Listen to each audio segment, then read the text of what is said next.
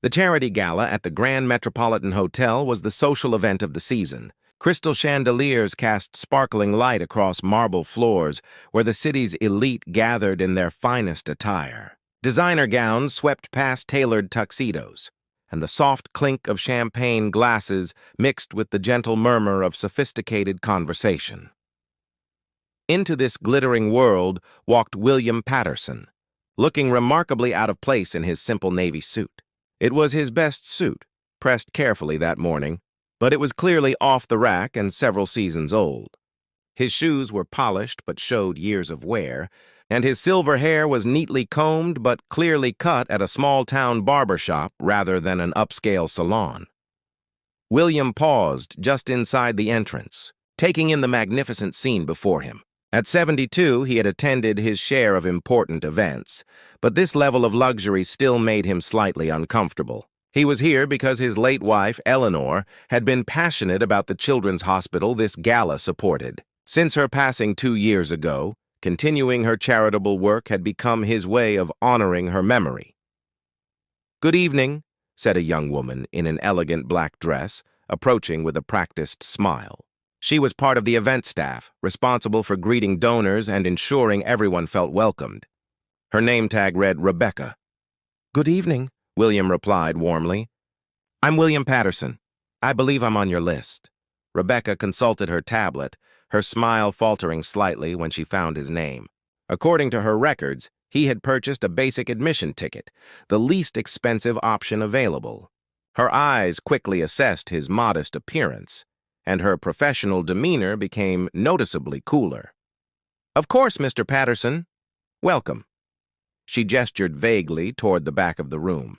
"The cash bar is over there, and the silent auction items are along the far wall."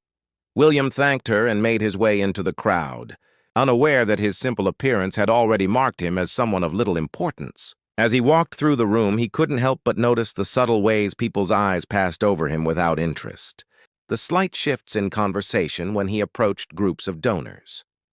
Near the silent auction display, William paused to examine the items being offered.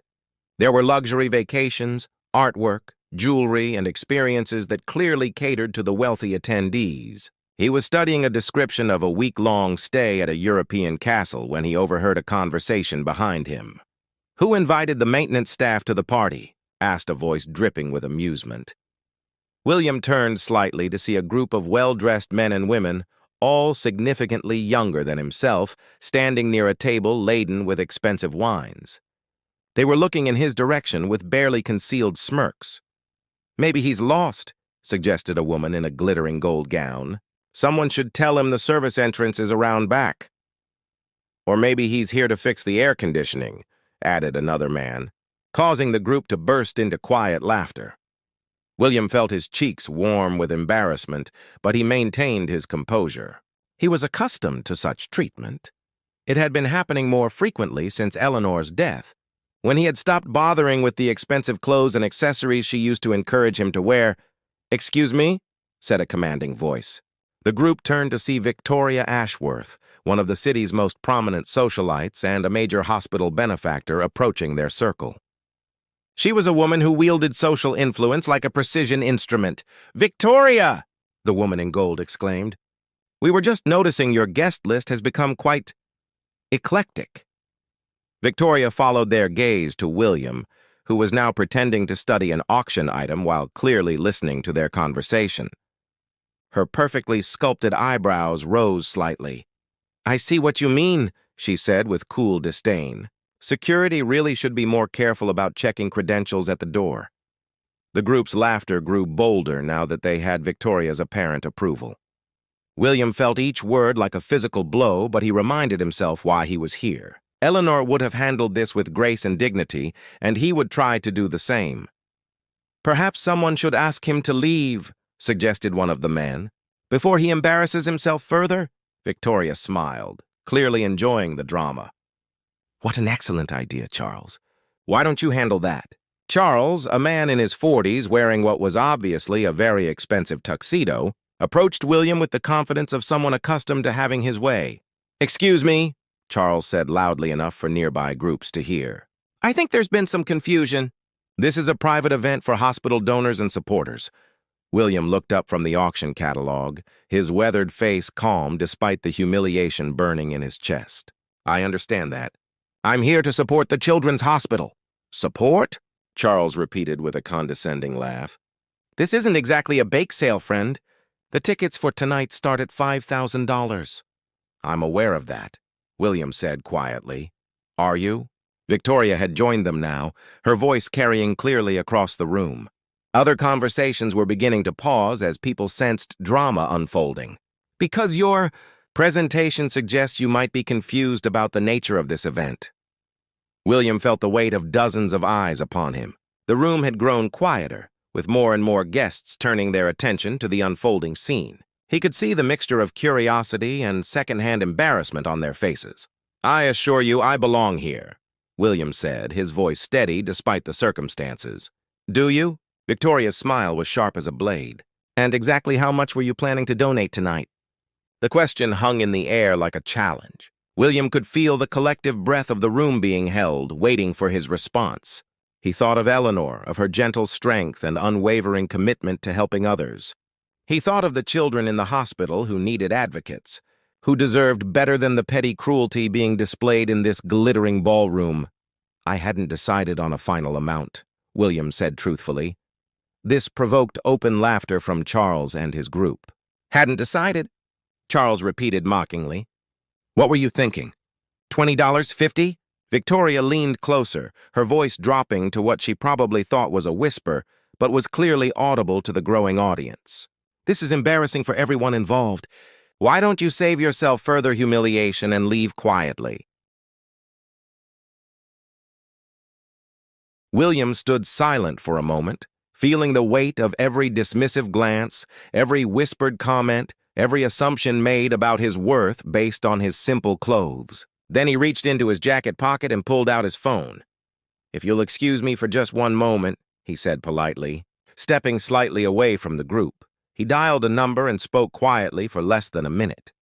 When he finished the call, he returned to the circle of people who had been tormenting him.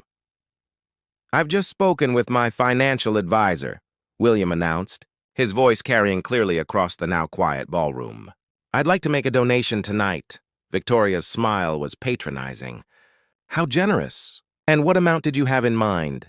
William looked around the room, taking in the faces of all the people who had judged him, dismissed him, and tried to humiliate him. When he spoke, his voice was calm and clear. $50 million. The silence that followed was absolute. Victoria's smile froze on her face. Charles' mouth actually fell open.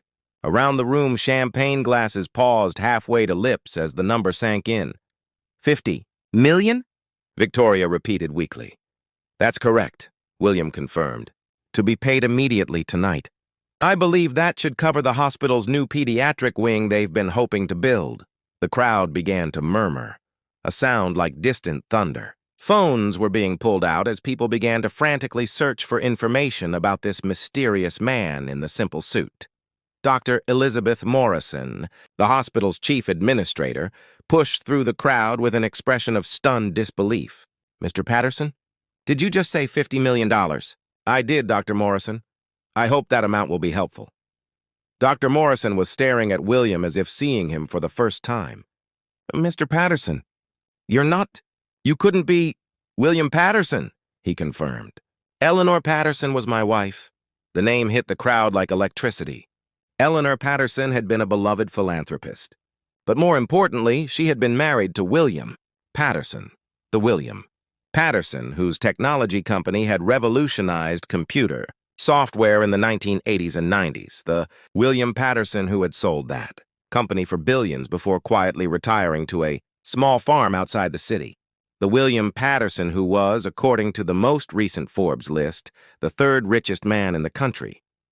Victoria's face had gone completely pale. Charles looked like he might be sick.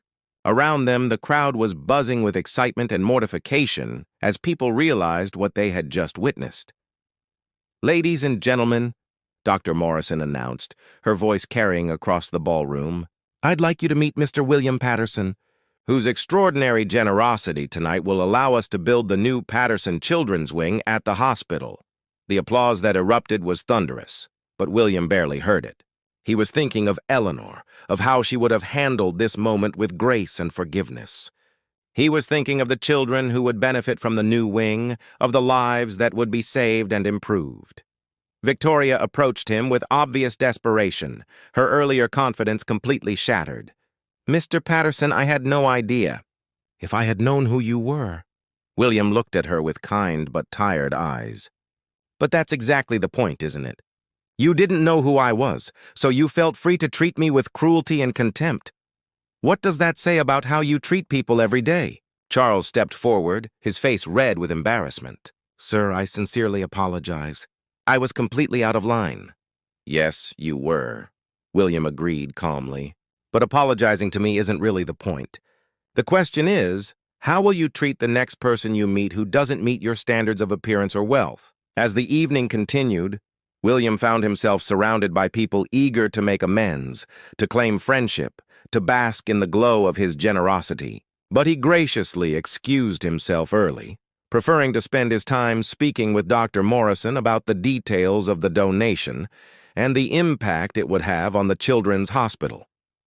Later, as he drove home through the quiet countryside to his simple farmhouse, William reflected on the evening. The money would help hundreds of children receive the care they needed. That was what mattered. That was what Eleanor would have cared about.